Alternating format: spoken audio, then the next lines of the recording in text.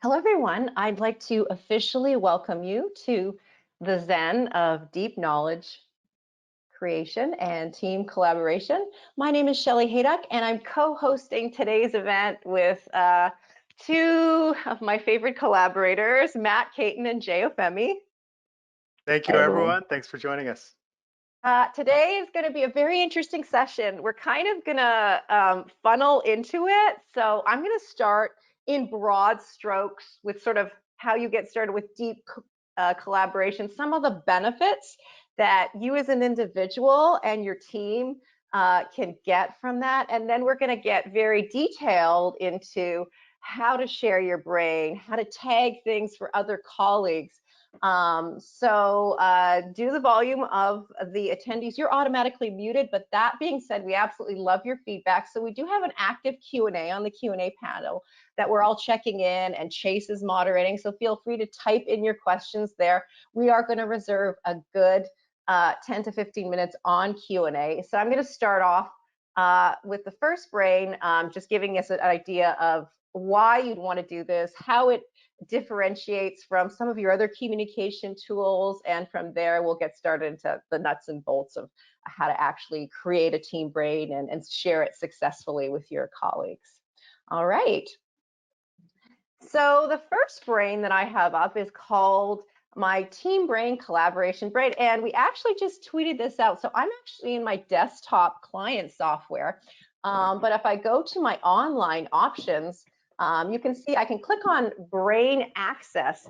So in this particular brain, I've actually got me and Matt as an administrator, Jay and Brigitte as a writer, and I can go ahead and add, if I want to add Juan to this brain and keep him as a reader so he can only look at this brain, I can do that. If I decide, wow, Jay has some really interesting ideas, I need to actually change and make him an administrator.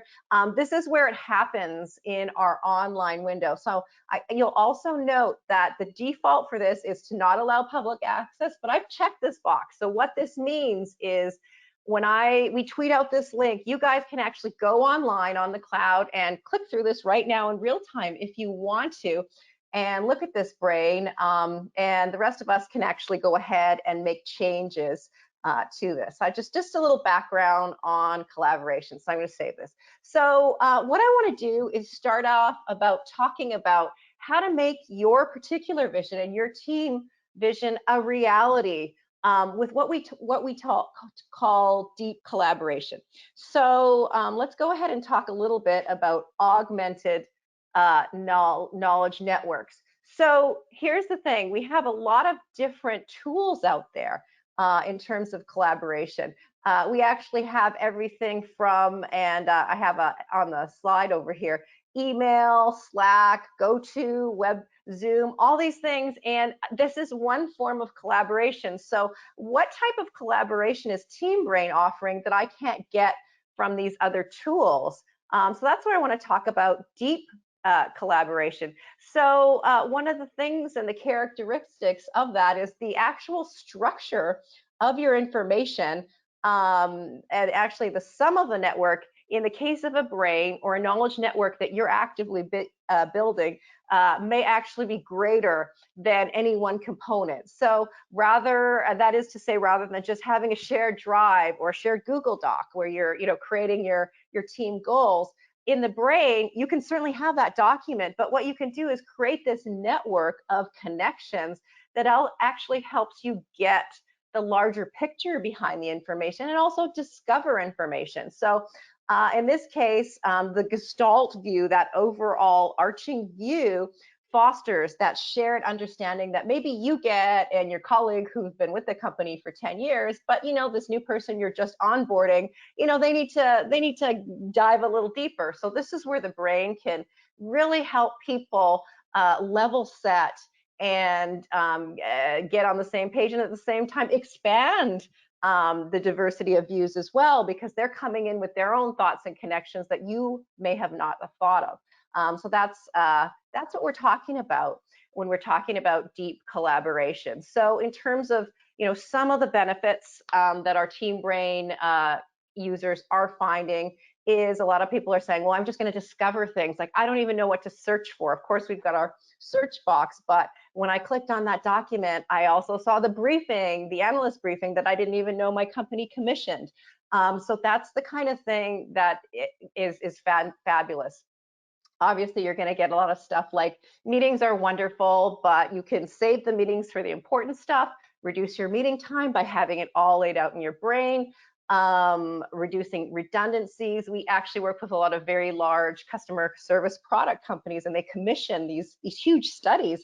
And sometimes they commission a study that's already been done in another department because they just didn't know or they couldn't find the documents. So in that case, if you're that large, if you're doing that kind of scale of operations, having that knowledge network will actually save you money because people will find things instead of like duplicating work. We've talked a little bit about faster onboarding for new employees. And of course, then, and finally, even if you're a team of like 2 people or 3 people, just that team growth and evolution. So I'm seeing what Jay's doing, Matt's adding to my ideas. That fosters innovation. So that's kind of what deep collaboration is all about. TheBrain is absolutely available to all of you, so we can send you a copy if you want to play with it and grow it. It's also available online. I just want to talk a little bit about sort of priming your team brain and what key thoughts you might want to start with, just to give you all ideas how to get your team brain going. So first things first, pretty obvious but important, your team goals. So have a thought in your brain for your team goals, and it can be as simple as customer documentation. How do we make that better? And drag and drop all that in too. And some of these are more personal. Obviously, you can, create them personally or for the group. What kind of company do we want to be 10 years from now? Those kinds of things can go into the brain. And then the nice thing about that is it's not just a Visio diagram or some static goal setting chart on the conference room wall. You can actually then go ahead and add references.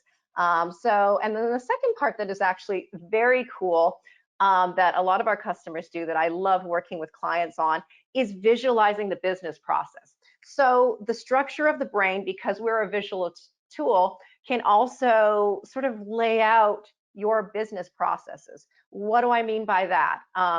So you might have a product life cycle. So every time I click on a thought in the brain, it triggers all related pieces of information. So in this case, we've actually visualized the product life cycle from idea generation to prototyping to testing to beta launch. And under each section here, you can come in and add documentation. You can assign people to that thought, and everyone's clear on their roles and responsibilities. So it's a really nice way of sort of coming full circle.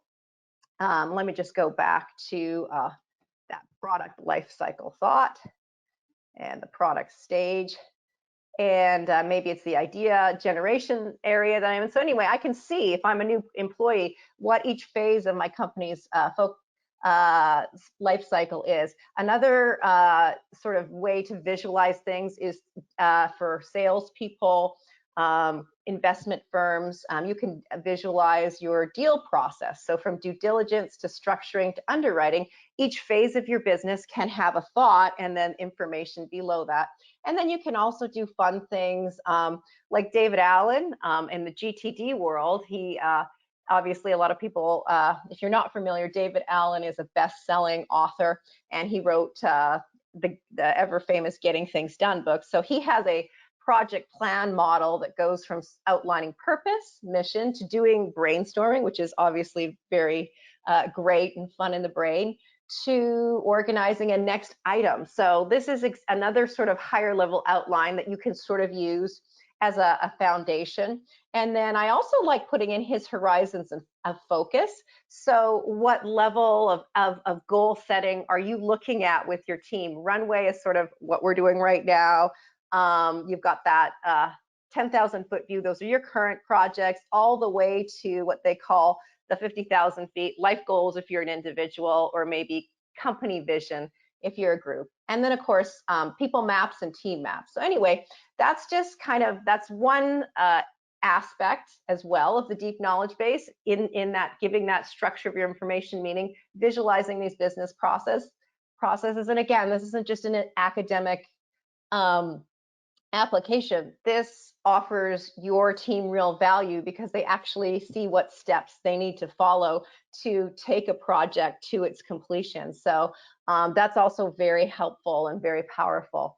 I like to have obstacles in my brain. So what are our challenges? Do we need to secure funding for this new project? Do we need to obtain management approval, maybe government approval if I'm looking for city permits in a new building I'm developing?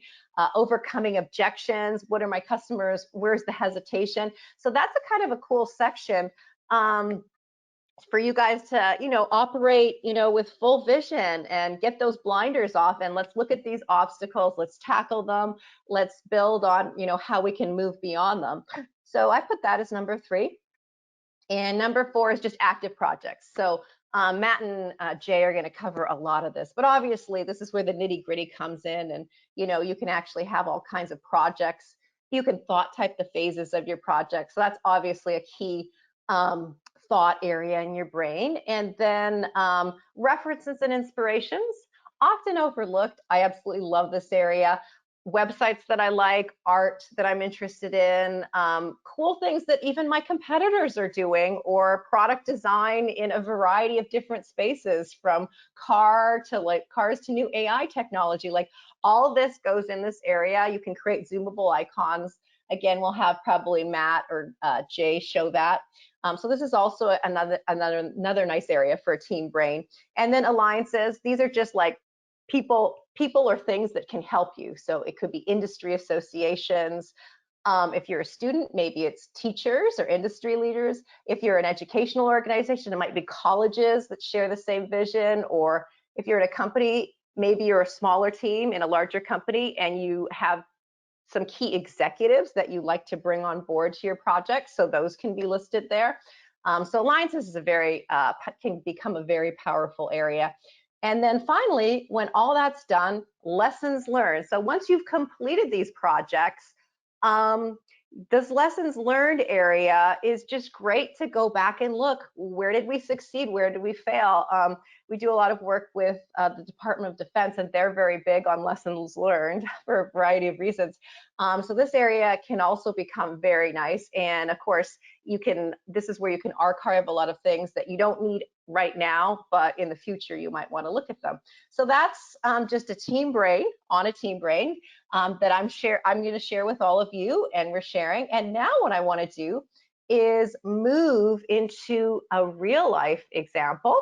And this is a particular example of a company called Life Fitness.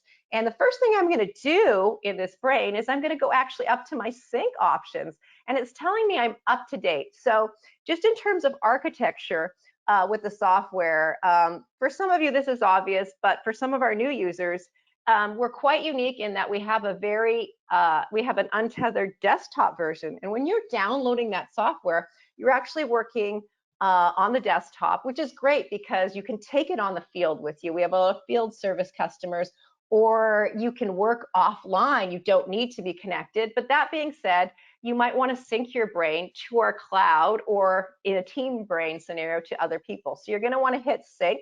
I've set this brain to sync automatically. So it was last sync today at 11 a.m. And I'm in Pacific time here. And so this particular brain is more of a living example of how you can actually take some of those principles that I talked about of deep knowledge creation in the other brain and apply them with like real information and real life stuff here. So just in terms, I'm just going to go to this online menu as well, just to show you a few other things. Like, I can open this in the web client. So I could look at this online or share it you on. So there's the web client and here's the desktop, very similar. Again, I'm going to show you just kind of what we have for access control. So you can see that we're all administrators in this brain because we're all working on it, and we'll see stuff that they've done. I might want to go ahead and add Brigitte. Maybe I'll just keep her as a reader for now. If I want to go ahead and add one, I'll do that and I'll save them. And again, I've just added a couple more people to this brain. Now, clicking on any thought in the brain is going to trigger all related pieces of information. So one of the things that a lot of our clients like to do, and I personally love to do, is product design and research. Another area that's absolutely great is the industry watch, where you can actually map out competitors or partners and see kind of what's going on. So let me just go back to product design and research. And in this case, I have a thought called sustainable design. And that's under product design and research, but also under my team vision, because this is one of our key goals in terms of making our products more design in this particular company. So clicking on any thought in the brain is going to trigger all related content. So in this case, I've got a link under sustainable design to Stella McCartney, and she's won an award here, and I can actually view this website in our content window. So you can see the content over on this side and the link. And one of the nice things is I can go ahead and connect this. So I know that, for instance, Stella actually does design work exclusively for Adidas. So I can actually come in here and go ahead and start typing any couple letters and just go ahead and add that particular thought. If I want to go over to industry watch, oh, here's Adidas. I can actually go ahead and make a connection to Stella McCartney. So now I've got a piece of information that's sort of a new piece of news that's related. And of course, I can go ahead and do all kinds of searches. So if I want to see what's going on with Nike, for instance, and things are popping up for me, I can go ahead and, oh, well, sustainable materials. Let's go look at their sustainable materials and how that relates. So I'm actually going to be able to sort of grow this area and evolve it. But I kind of want to see what my colleagues are doing and what they think of my research. So what I'm going to do now is actually pass presenter. And I'm not sure, am I giving the ball to you, Matt, first, or Jay? Who's up to bat in terms of I think we're going to send it to Jay. Okay, all right. So Jay, as you've seen, is in this brain. So I want to get Jay's opinion of what he's doing in this brain and maybe how my stuff has helped him. So I'm going to actually make Jay presenter here. All right, can you hear me now? There, Yes. looking good. Okay. Oh, and this is another one of my favorite brains that Jay and I have worked on together. Real quick before I jump into the brain that you just shared with me, I did want to highlight just a couple features of the brain in this space brain, because this is another brain that we've heavily collaborated on as a team. And there are two features that I just wanted to point out real quick that sort of provides a layer of accountability for each team member. Whenever you collaborate on a brain like that as a team, you kind of want to know what's going on, what each person is kind of put into the brain, or what they've changed, what they've updated. So the first feature I wanted to highlight here is the recent changes feature, which is just like an overview of the entire brain. It essentially shows you what everyone has updated, what they've added, what they've deleted. It, like I said, adds a layer of accountability to things, and it also just kind of helps you quickly keep up to date with what has changed in a brain like this one. Because this is a brain that we kind of just, whenever we get a new piece of information about space travel, we add it here. So you can go through the recent changes list here, and as you can see, you can hover over each entry, and it shows you what each individual person has added, has created, has updated, and that's a really neat piece of neat tool in the brain to kind of keep track of what's going on in a heavily collaborated brain like this one. Another one that I wanted to touch on real quick is the thought history. So the thought history, whenever you click on a thought, it opens up the thought property dialog, as you see here. And you can just click on this little hourglass icon here to see what has been changed on a specific thought. So instead of seeing what's been changed in the entire brain, which can quickly get cluttered if you have a bunch of people adding things to a brain, here you can kind of focus on a specific thought. And this Earth thought is one that we tend to change a lot because it's the home thought for this brain. So similarly, you can see what each individual person's added. You can even see the time and the date that they added or updated something in that brain. So those are just two neat, really cool features that I wanted to touch on before going into the shared brain. So let me open And up. I'm really glad you did that, because actually, even in our life fitness, there were a few thoughts that looked a little wonky. And then I clicked on thought properties. I'm like, oh, that was created like a year ago. Yes, I'm going to get rid of it. And it was by Matt. I know he did. So that's great. And then the recent changes is kind of like the gift that keeps on giving. Like, I love going in there and like, oh, cool. Jay and Matt just created this whole new area that I don't have to work on. It's all done. So that's really nice. And yeah. And so now, let's say in the scenario that Shelly has presented, where I'm being shared a brain, and let's say I get a Slack message saying, hey, I've shared a brain with you, check it out. I would essentially just open up a brain like this and quickly sync to make sure I got all the most recent changes. And so another neat feature in the brain is using tags or types to further categorize things. And here I would just check on the tags real quick, and I can see that there is a tag that has my name on it for review for Jay. And I click on that, and that gives me essentially whatever I need to work on in this brain. So I see here that there are 2 thoughts that has been assigned to me. If we go to the 2023 campaign here, it looks like we have a few good main objectives here. But I do remember doing some research on this as well, and these are some good objectives, but I wanted to add just a few more points to this note here. Now here I'm just gonna go ahead and I had written those notes down, so I'm just gonna go ahead and copy them here.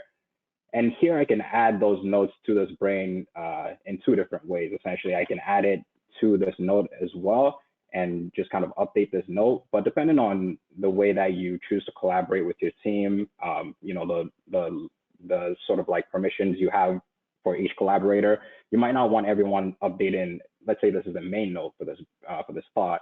You might not want everyone just updating everything like this, or kind of getting things mixed up, not knowing who put what note where. Although you will be able to see it in the thought history, as I mentioned before. So this just says right here that I've changed that note, and it says what date. But if you want to know specifically, there are also other ways that you can further categorize things in your brain. So, I mean, in your note. So here, instead of doing that, I can also just add another markdown file here. So I could say something like Jay's notes, and that will actually create a new note essentially for me to add my points into. And when we go back to the main note here, you can see that there's now an attachment, you know, a dot markdown attachment that has my notes in it.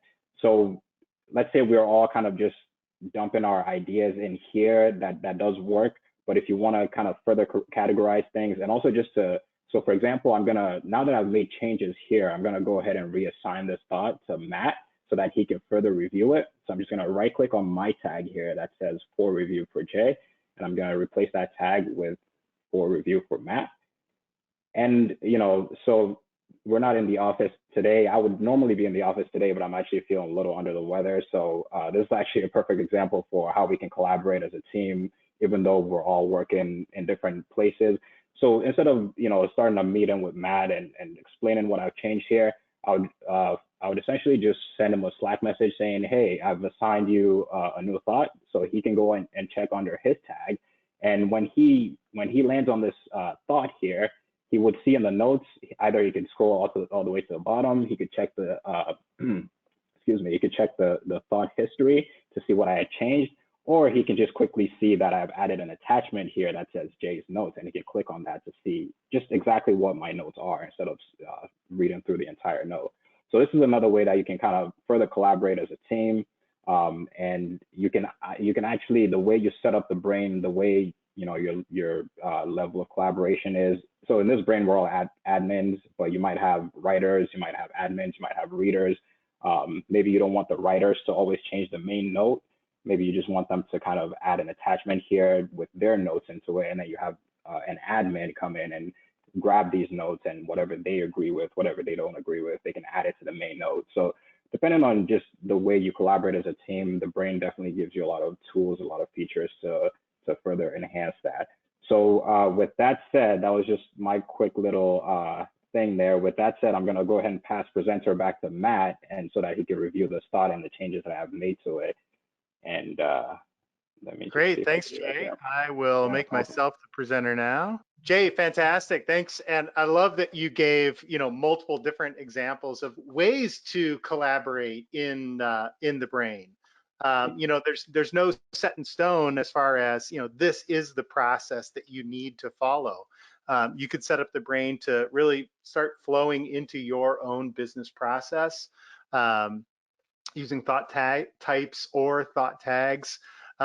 Shelley sometimes likes to create actually a native thought for people and attach all their projects to that thought in TheBrain. But we also give you the option of using tags for that purpose, as Jay demonstrated. And just to quickly mention, yeah, go ahead. Sorry to cut you off, Matt. Just to quickly mention, I forgot to sync when I made that change, but thankfully I had the sync this brain automatically, set and checked off, so that actually syncs TheBrain for me. So hopefully you do see those changes. I had forgotten to sync, and yeah, no problem. And that's another great point, especially in a team brain environment, a collaborative environment. If you've set up a large group of people in a team brain, we always recommend auto sync is just turned on, and auto sync will be checked automatically. That feature will be activated the very first time you sync a brain. If you choose for whatever reason to not have auto sync turned on, maybe you're creating a brain that or working in an area of your brain and you're really not sure if you're ready to share it with a larger group, turn your auto sync off and brainstorm a little bit on your own desktop in TheBrain. And then whenever you're ready, you can actually sync that brain up to share with the team. Now, are you seeing my screen on? Yes, I am sharing. Okay, good. Yes, yes, you can see I've got my auto sync turned on. So that auto sync turns on for the desktop application, kicks in, I should say, every 3 to 5 minutes. Your brain is going to auto sync, and when you first open the brain, and also when you close the brain, all brains will by default sync, so that the latest changes you've done, even if you didn't click that sync button, will get synced up to TheBrain cloud. And even if Jay didn't send me a Slack message that said, "Hey Matt, I made these changes and assigned a couple of thoughts back to you," it's sort of our business process to just check in on your thought. We can assign projects or reviews to different people on the team without having to pick up the phone or without having to send that Slack message. So by a matter of process, just as Jay went to his for review, I can go into search and find my for review by Matt. And I can clearly see I've got a new thought here that I don't recall seeing previously, this 2023 campaign. And what changes have been made. Again, I can check the thought history and I can see that Jay's added notes and a file. I can review all that content and continue building on to this project from here. So Jay's added some notes and shared with us that you can additionally add sort of secondary notes, additional notes as attachments, MD files to thoughts, and still edit those within TheBrain as well. But of course, you can also add file attachments, web pages. One of the important things about adding files and documents into TheBrain, particularly into a team brain, is that the files should be internal inside the brain. And why is that? Quite simply, if I made a shortcut to a file on my desktop and then synced this brain, I'm really just syncing the path, C:// blah, blah, blah. Maybe Jay's working on his MacBook today. He doesn't have a C drive on a Mac, or that file doesn't exist in a My Documents Matt directory on Shelley's machine, on Jay's machine. So internal attachments will sync the internal file, making that file available online and to all other devices where that brain is being synced. So to make sure that everyone on your team has access to the files that you're adding, it's a good thing just to go into options and into preferences. If you're on a Mac, that's TheBrain preferences. And on the behavior tab, you can specify what happens to files when you drag and drop into TheBrain. Now, an exception to that rule is if you are all on the same network, or maybe everyone has their D drive mapped out on their machine, absolutely identical, or X drive, or whatever it may be when you're VPN'd into the office. So everyone shares the exact same path to all the same files.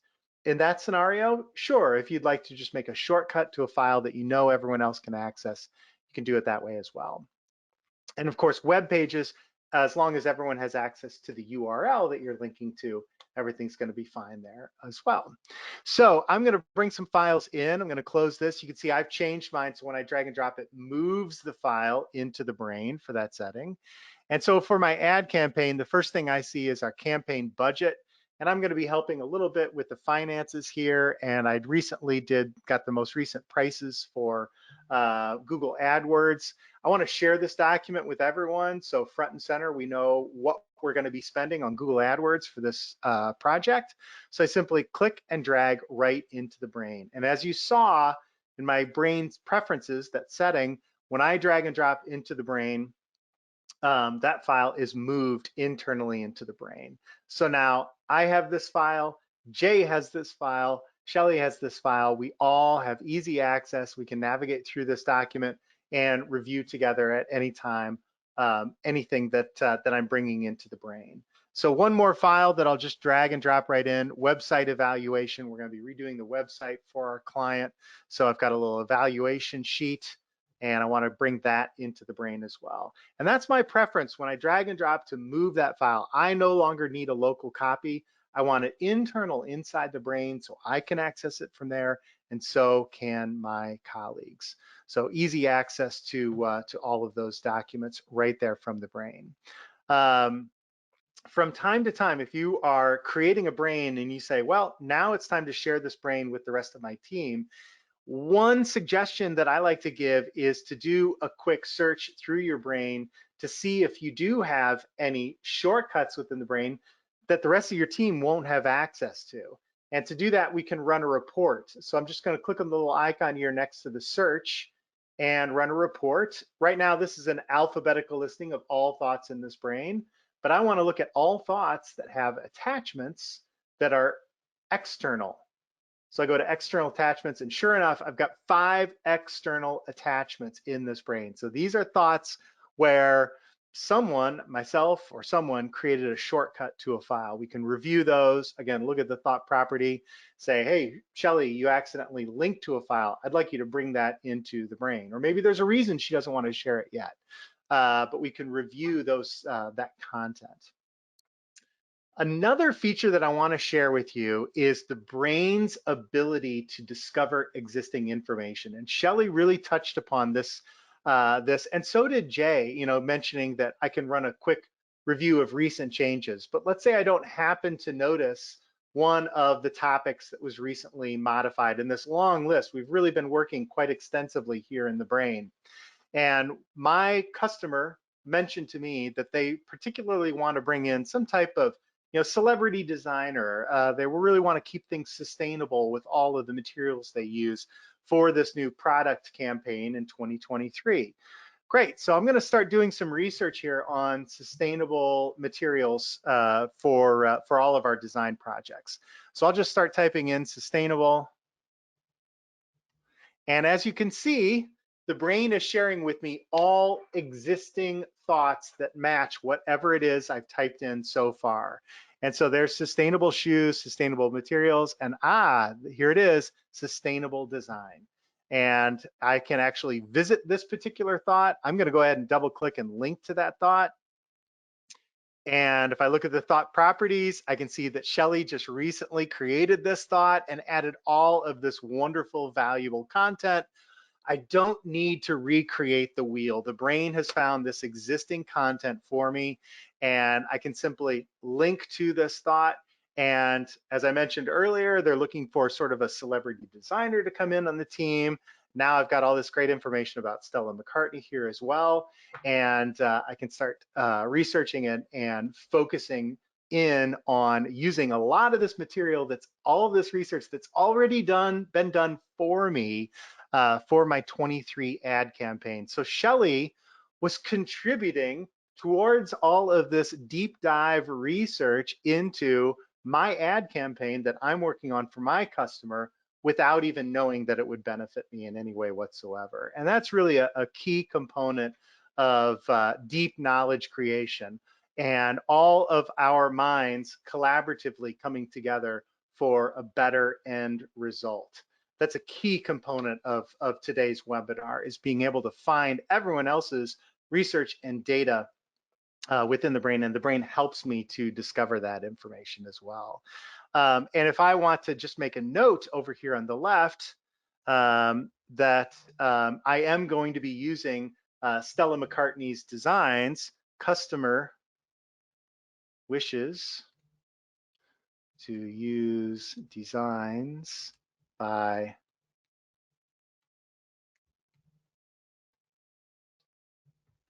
Stella McCartney, and I don't think I spelled, you do have to spell the name correctly. So let me go back to that. McCartney, Stella McCartney. I think maybe she didn't create here. Let's link this to Stella McCartney.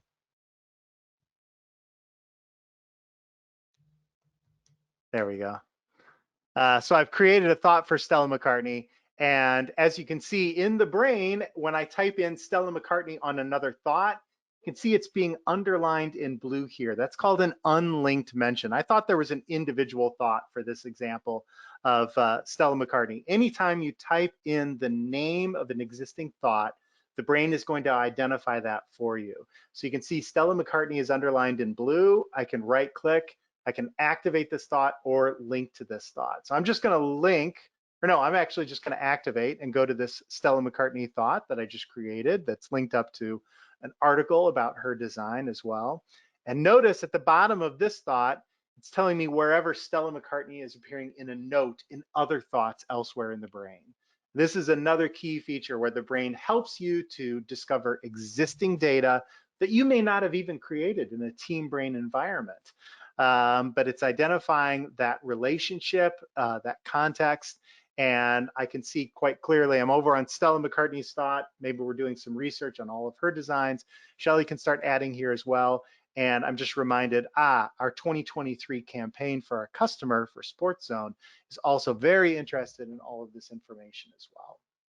So those are features that will help you over time as your brain continues to grow and evolve to find that existing data that's going into your brain collaboratively. Let's talk a little bit more in regards of collaboration and brain sharing, data sharing.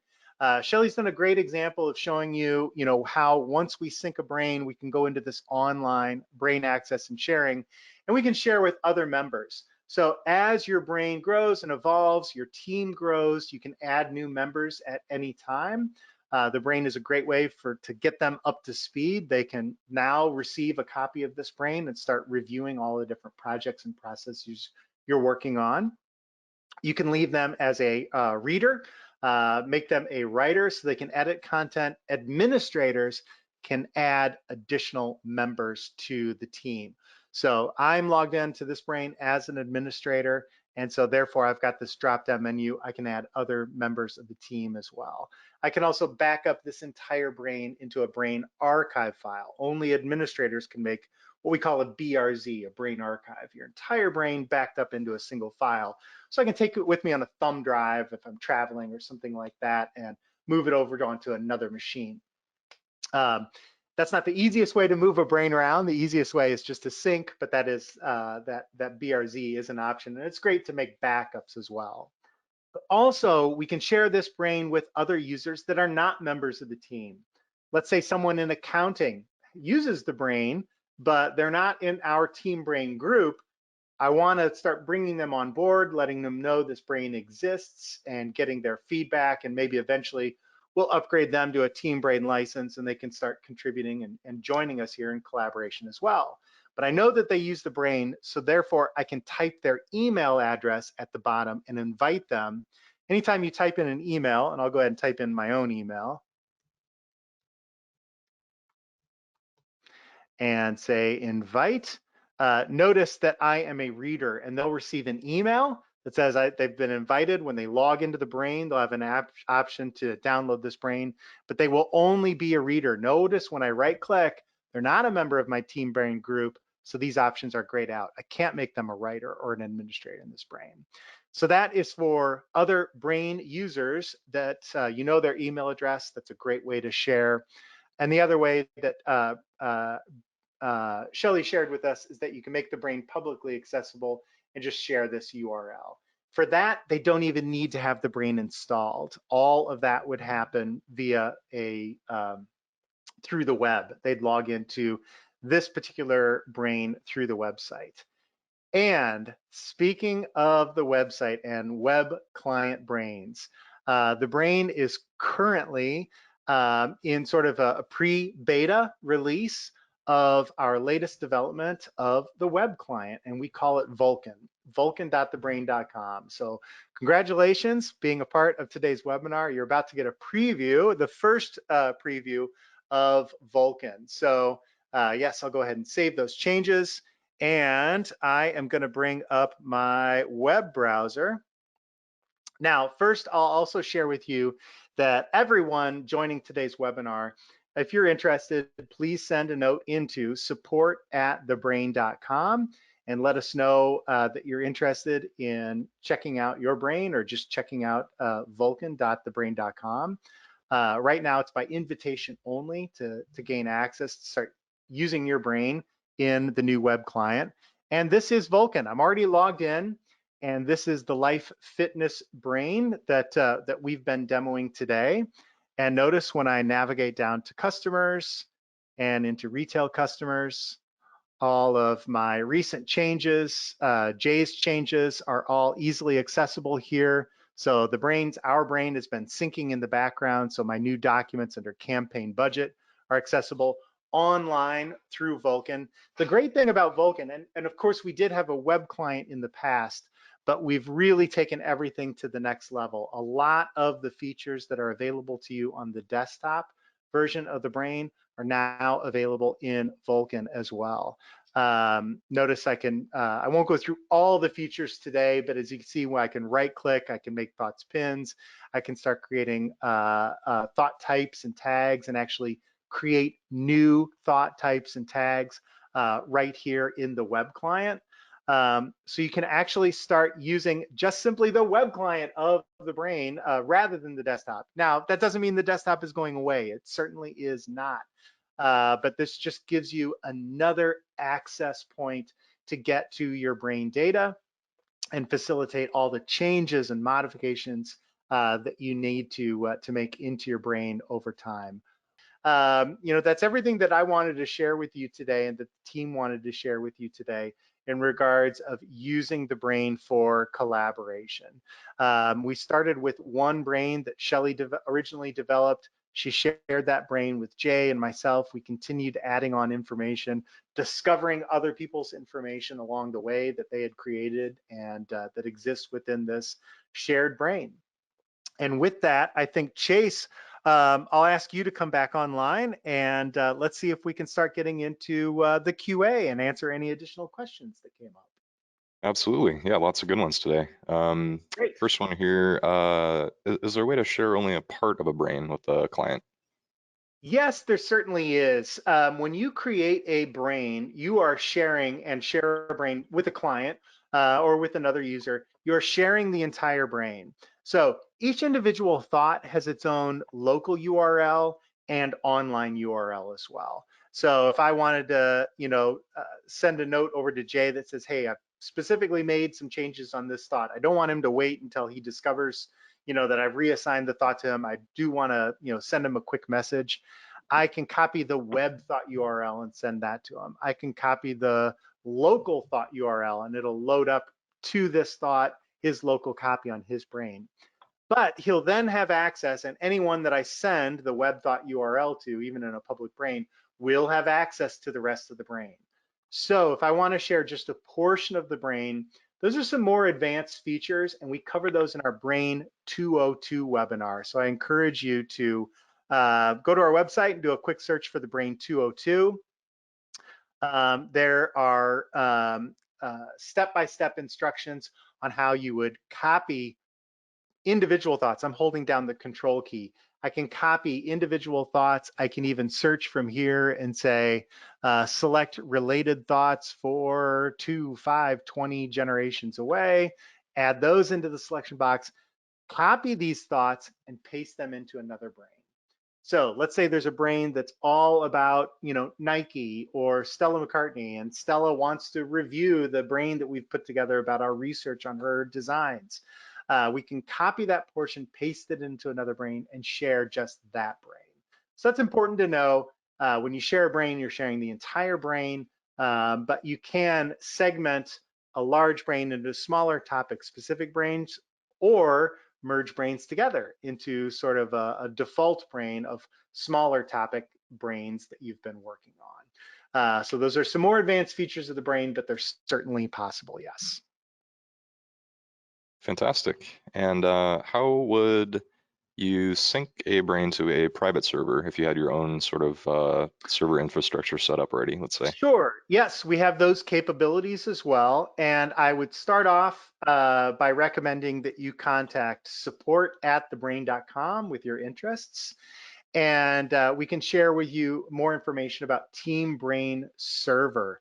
TeamBrain Server is quite simply, we're installing the same technology that you sync to online out of the box here with the brain. So when I click on sync, I'm syncing up to app.thebrain.com. Well, we can install the online version on your server. There's some extra costs that go along with that with TeamBrain Server, but with some modifications to the desktop server, when you click on that sync button, you will be syncing your brain to www.myprivateserver.com. So you are in control of your online brains. You're running your own server. We're very happy and proud of our securities. When you're syncing to the brain, our version of the brain cloud. However, if you need to be in control of your information, maybe you've got a bunch of red tape, your organization can't sync to a brain that you don't have. We understand that, and that's why we have the option to install TeamBrain Server. So without going into much more detail, contact support@thebrain.com if that's something that you're interested in. We're happy to share more details with you. Perfect. And can TeamBrain run on an iOS or Android device? Oh, yes, yes. Just because you have a TeamBrain license, that doesn't constrict you as far as how you can access your data. So this brain today, I am on my Windows desktop machine. Jay, I didn't happen to notice you may have been on a Mac today. I can also access the brain from iOS or Android, and those options are available. You can download the brain for iOS from the Apple App Store and Google Play Store for Android, and log in with your account information, download copies of your brain. Doesn't matter if you've got Brain Pro Combo license or the monthly subscription license or a TeamBrain license. You can still access all of your brains from those mobile devices as well. Perfect. And time for one Yes, more. I am on Windows, but yeah, that is Oh, okay. correct. Yeah. Mhm.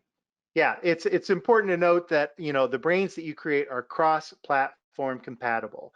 Yeah. I noticed, yeah, Shelly was on Windows. We were all on Windows today, but this exact same brain database, I can sync it to the cloud, log into the brain app from another device, iOS, Apple, Android, and access the same data.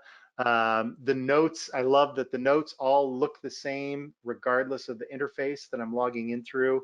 So all available cross-platform compatible, yes. Yeah, and I actually did some of my authoring on life fitness on my mobile.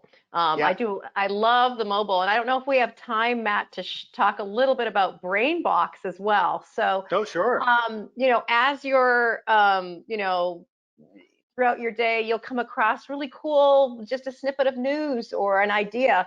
So what I like to do on mobile is I collect. I can actually do editing in the brain as well, of course, but I'll go ahead and add a website, a news item in the brain box, and then it's available for me to add, in my brain whenever I need it in a variety of brains as well. Yes, and I am actually logging in to the brain. I've got a little app that reflects, you can see the camera and my screen at the same time. What you're seeing on the screen is my phone. And so I can navigate over to the brain and go directly. You can see I'm a little bit of a English football nut, so the brain always opens on the last thought that you open. I was on my English football ranking system, so if I want to see where all my favorite teams are ranking, I can launch that right there from the Brain app and return back to the brain. So regardless of your license type, you can get to the brain from any of the devices where the brain can be installed. And now, especially with Vulkan, it sort of opens the doors, all these great features and capabilities of the brain through the web client. If you can get online from any device, Ubuntu, Linux, Windows, Mac, it doesn't matter. You can still get to the brain online. And then there was So a question I was just earlier on in the, okay. sorry, go ahead, Chase. No, I was gonna say, speaking of Vulkan, Okay. we can actually reconnect now and do that test. So if you want to try that sure, again, thanks. Oh, nice. Live software development leaks happening right here on the webinar. There we go. Let me just log in. And I don't know if you guys already announced this because I had to step away for a couple minutes, but as a little gift to all of our attendees, we're happy to give anyone on this call access to start playing in Vulkan. So you could just reply to the web invite, which is me, or type in support that you were on our team collaboration. Obviously, though, if that being said, you know, this is still in beta. It's not our official web client that I showed you my Team Brain Penguin Brain in, but there's probably going to be like segments. Some of you are like, no, we'll stick with the official version. And I know there's like some of you right now that are chomping at the bit to get on this. So either way, but we're happy to include you in this little private beta of Vulkan that we have going right now. There we go. And Jay, I'm back on the, Yes. we took a look at this earlier and you saw I was on the 2023 campaign thought. So Jay, if you want to add a thought here. So I'm just going to add a child thought called outline on my end here. And you should be able to see that pop right onto your screen. There it is. I didn't create it, and I can go to the outline go ahead and thought. activate that. Right. Yeah. And I'm just going to add a few notes to that thought. Great. So this is, I'm going to make my Plex a little smaller. There I can see the notes are coming in the background. Okay. So. Outline. There we go. So that's one of the things we're really happy about too, is this, as Jay is actually typing there, I'm seeing it on my end, so that, immediate collaboration is just a wonderful feature of that's available in Vulkan as well. Yeah. Great. Do you have one more question here? Yes, absolutely. Time for one more question. Yeah.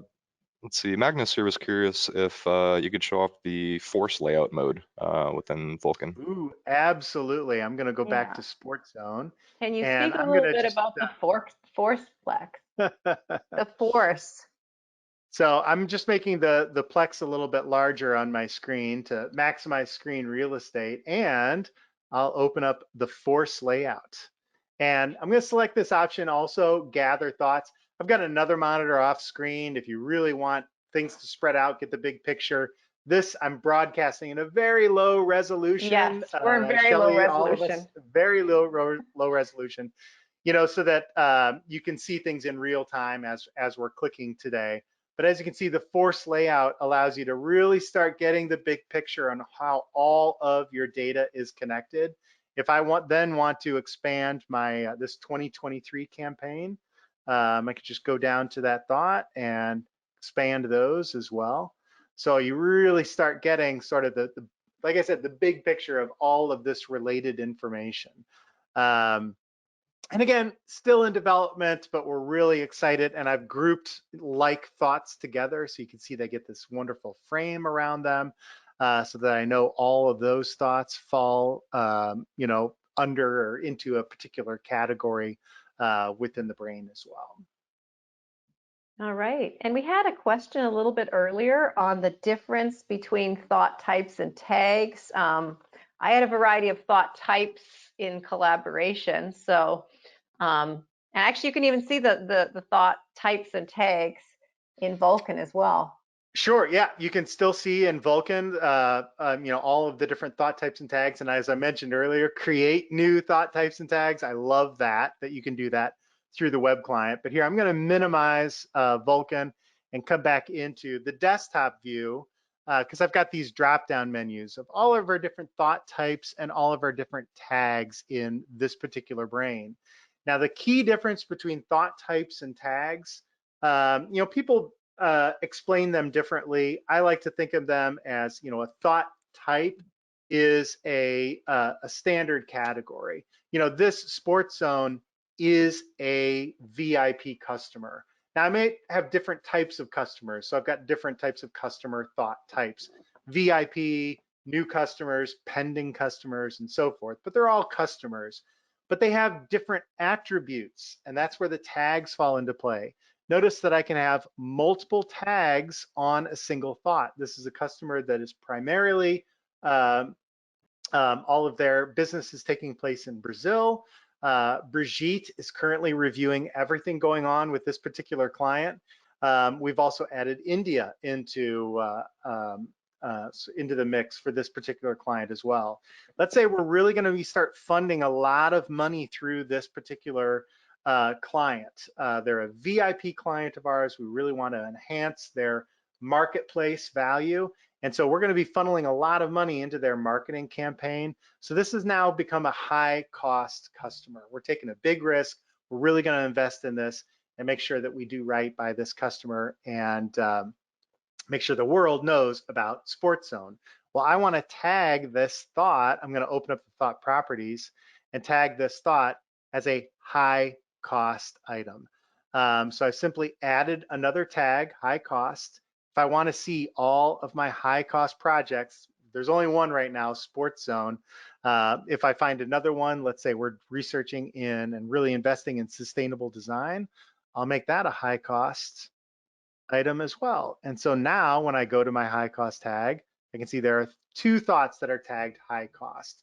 One is a VIP customer, another is some research that we're doing on a particular topic. Those are the thought types, but the thought tags are the different attributes of a thought. And you can have multiple thought types, or thought tags, sorry. Thought tags, yeah. Multiple thought tags on a thought, and that's why they're great. You can almost think of them as like field types. So you just tag all kinds of things. And what's nice is you may not necessarily want two thoughts connected.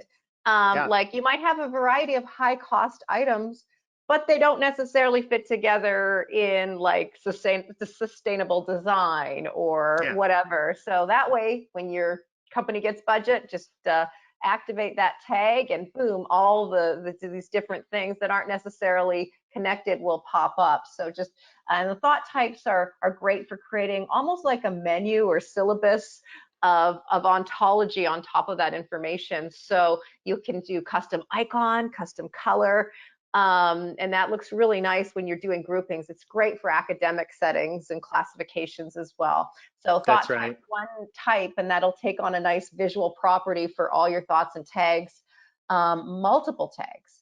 All right, so we have a question coming in from Greg. What is the best way to find intersections of categories? For example, in the space brain, there was thought of orbiter that had a number of child thoughts. If those child thoughts were also children of 2023 and a thought of USA thought, how do I find the orbiters that launched in 2023 from the US? Okay, well, there's so many ways to do that.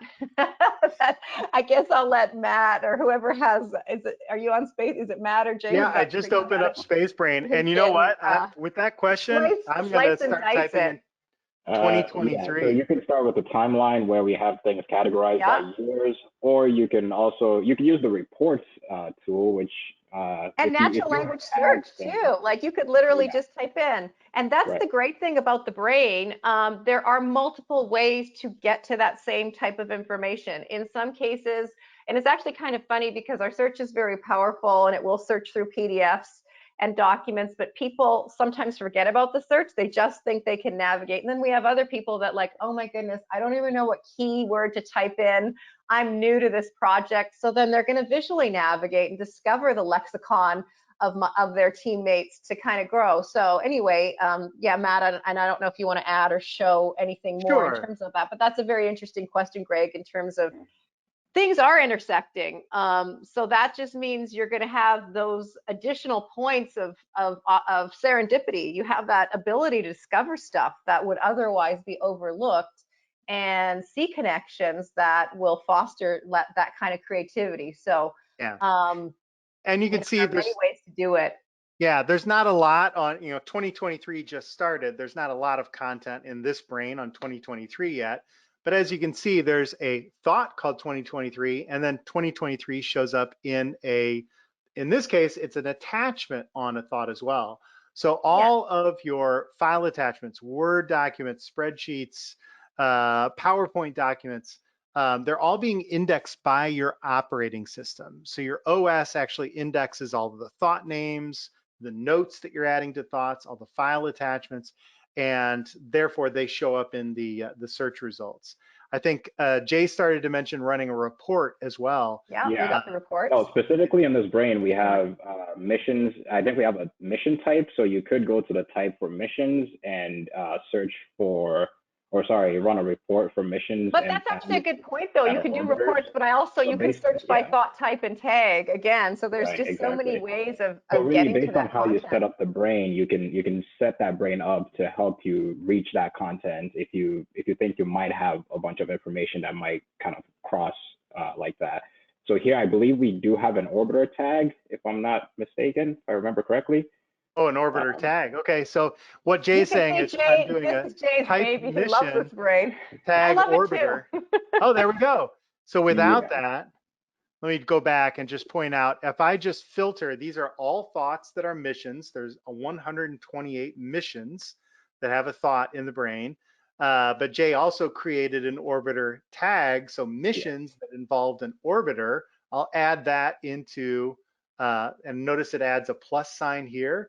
If I put a minus next to probe or rover, it goes down to 28. So if I want, it had to be an orbiter and a rover. There's only two thoughts.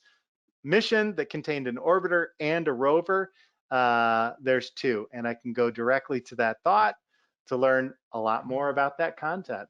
Jay, that's a great example. And by the way, this brain is available online. So if any of you want to play with the space brain, or even want the brain zip to build on that, or copy thoughts, we didn't really get into that. We are going to cover mass updating, but I want to get quick. There's a few more questions coming in. So we're going to go into overtime for just a few more minutes. A lot coming in. For those of you that do have to leave on the hour, thank you so much for joining us. We will be sending out a recording to everyone, but we're going to continue because it looks like things are heating up, and we have just a few more that we're going to cover. So stay on if you can. Bill is asking, Vulkan is described as a team collaboration tool. Its functions appear to exceed those of existing iOS app. Is it possible to use Vulkan as an improved iOS device and not necessarily team collaboration tool? Yes, yes, yes. Yeah, I mean, Vulkan is actually just an enhanced, it's going to be enhanced online viewing and access. Like, we didn't have time to geek out and get into Jerry's brain, or did you show Jerry's brain while I was on the chat? I did not show Jerry's brain. Okay, no, I can that's show fine. Jerry's brain. We might even do another webinar on that, but like a lot of single, like guru publishers who are just single publishers and we've got Mark Trexler and his climate brain, although that one's going to be more of that's a collaborative team brain as well. But yes, Vulkan, if you're just a single user, but you want to take it, these are just advanced online ways of viewing and accessing your brain too. In the context of team brain, they're going to help, but they will help you as an individual user. And in fact, if you're just a single proprietor and don't have people to collaborate, the deep knowledge base principles and everything we've showed obviously still applied. So yes, Vulkan is great for individual users as well as team brain users. And then Bo has a question that I think is important that I want to get to. He just came in, and it's touching on how difficult is it to update a group of thoughts with a new tag. So that's talking about mass selection. We cover a lot of mass editing and changing in our 202 classes and our 101s, but maybe we could just cover how to mass select and do batch changes on the brain. Bo's asking in this case for a tag, but it could also be a Sure. thought type or copying thoughts into another brain. The mass select is absolutely one editing tool that everyone should know about. So we'll cover that real quick. So as you saw earlier, I can start selecting thoughts with control click, or if you're on a Mac, that's command click. So there's a lot that we can do here. Now, earlier you saw I was just copying a group of thoughts to paste into another brain. In this case, let's say I'm navigating through the brain and I'm just finding these thoughts that, we really need to revisit this thought, review its content. So these all need a review. Our archive project, I want to take a closer look at those. Now I'm not control clicking. I'm navigating to a different area of my brain. Ooh, stores and locations. I want to look at those. And fitness universe's current projects. And let's just get one more, Cotton Connection. Don't have much data, they're a new customer. I've added them into this list. You can even delete all those thoughts. Oh yeah, I can start control clicking and rid of them. remove, who I don't want as well. No, I mean literally delete them. Oh yeah, shift right click and delete those thoughts. We don't need them in the brain anymore. That's a shift right click though, if you want to get straight to delete. Straight to delete, a little hit there, shift right first. click. Yeah. Yes, if I just right click, it'll go to forget. But in this case, sticking with the question about adding was it a tag that he wanted? Yeah, just to do like to mass, to tag all these thoughts. Yeah, so maybe they're all high budget, low budget, whatever. I'm going to select they need work. We need to work on these thoughts and make sure that gets done. And so I've selected the need work tag for all of those thoughts. And let's go to need work.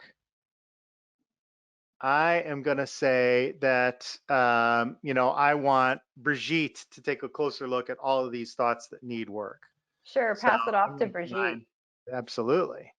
There's Brigitte's tag. So when Brigitte logs in, she can look at all of the different projects that she's working on.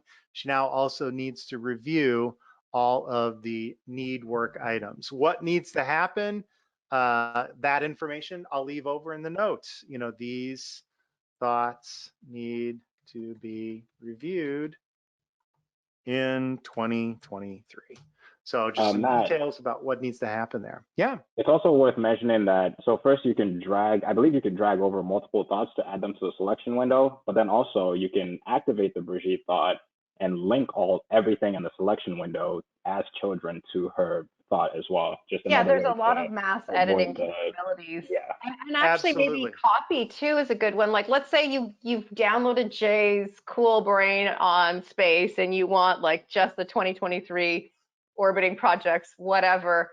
You can go in there and mass select a group of thoughts, copy them, and start them in your own brain. So my new Shelly brain is just not going to have all this other stuff that Jay created, but I'm just going to grab a batch of Jay's thoughts and then start connecting and jamming on those. So there's lots of possibilities. Yeah, here I just created a test brain. I've got all those other thoughts on my clipboard. I right click and paste those into brain number 2. So just those 47 thoughts that fall under the moon are now part of this test brain that I just created. Including the types and tags as well. That's right. All the notes are there. All of if any of these have, web content, file attachments, anything like that, it's all easily accessible. All right. Well, I think we've covered quite a bit today. A lot of ground, from deep knowledge creation to team brain to diving into Vulkan. So I think we'll leave it there. If you've missed anything, we'll have the recording. We of course offer free support to all users. You can chat in, you can give us a call, you can hop on our discussion boards. We've got a lot of things going on in the company. And also, if you are a new user and we've overloaded you with brain features, join Matt on our 101 class every Friday at 10 a.m. Pacific. We start ground up, like literally with a blank canvas, and then he builds that brain. You can also hop in at the end as a new user, or sorry, more advanced user, and just get one particular feature like demoed. So it's also like just a good user gathering, and you don't have to stay for the beginning. You can hop in or out at any time. So I think that's it. I don't know if you guys have anything more to add before we end the webinar. Magnus is just saying one more great feature, to-dos filtered by tag and type. Yes, absolutely. I do GTD, urgent, most urgent, whatever. You know, that is a great way. That's a whole other topic, using the brain for to-dos and GTDs, but I don't know if we have a quick example. I don't have that brain open right now. This brain has some of them, high priority, low priority, so forth. Yeah. Yeah, I think so. I think with that, we're going to end today's session. But Matt and Jay, any final words of wisdom on deep knowledge creation, team collaboration before we end our session today? Well, I just want to mention, Shelly mentioned the Brain 101, so that's every Friday. If today was a little too advanced, please join us for Brain 101. And as always, if you have additional questions, contact us, support@thebrain.com. All right. Well, with that, we're going to end today's session. Thank you all for joining us on the Zen of Deep Knowledge Creation and Team Collaboration. And we hope to see you again on future Brain Technologies webinars. Thanks, everyone. Have a great day. Thanks, everyone. Bye, guys.